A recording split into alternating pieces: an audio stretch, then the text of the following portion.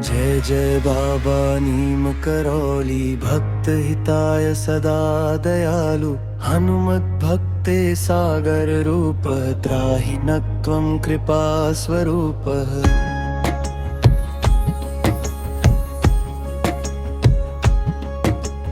करुणा सिंधो योगी वरेण्य, भक्त जनानां हितकारिणे। संसारार्णवतारकाय नमस्ते गुरवे नमः।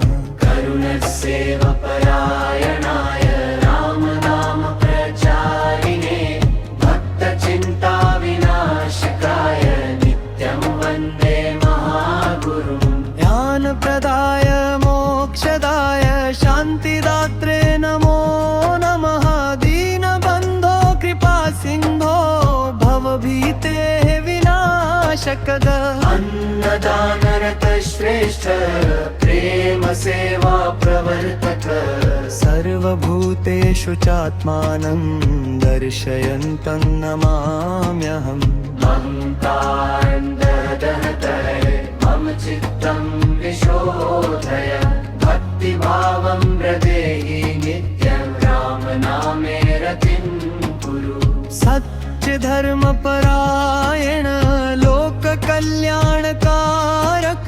सर्वमङ्गलदातारं नीमकरोली गुरुं भजे। जय जय बाबा नीम करौली, भक्तहिताय सदा दयालु। हनुमत भक्ते सागर रूप, त्राहि नत्वं कृपा स्वरूपः।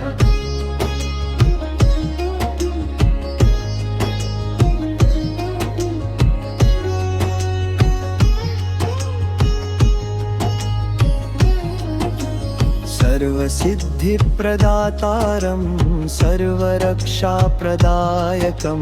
सर्वकामसमृद्ध्यर्थं त्वां वन्दे भक्तवत्सलम्। आरतीयः पठेन् नित्यं भक्तियुक्तः समाहितः। तस्य सौख्यं शुभं ज्ञानं भवेदेव न संशयः। जय जय बाबा नीम करौली, भक्तहिताय सदा दयालुः। हनुमत भक्ते सागर रूपः, त्राहि नत्वं कृपा स्वरूपः।